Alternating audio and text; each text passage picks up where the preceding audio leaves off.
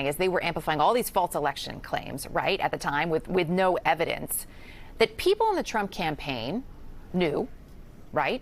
They knew the claims were baseless. It's unclear how much of that information was shared with the former president, with others. But as we're learning all of this, I think for many people in one way, it's not surprising. What do you make of that, though? That the knowledge was there with people who could have made it clear to those out there spewing these lies, including the president, and yet here we are.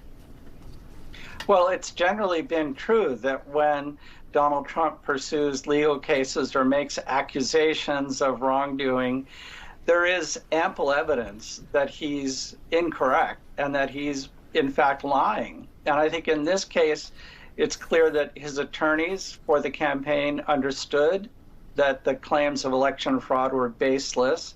He nevertheless tolerated sending Sidney Powell and Rudy Giuliani and others out into the world with these 60 different lawsuits alleging that there were fraudulent activities.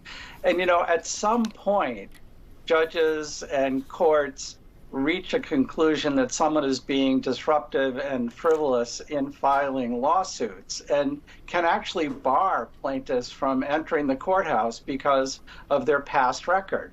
So I think the question here, too, is how often do we have to learn that Donald Trump is lying about the facts in legal proceedings and that his lawyers are representing him in bad faith before courts actually decide to just start throwing these claims out? And I think this is what he faces. I would be shocked if this lawsuit against the Times and his niece goes forward.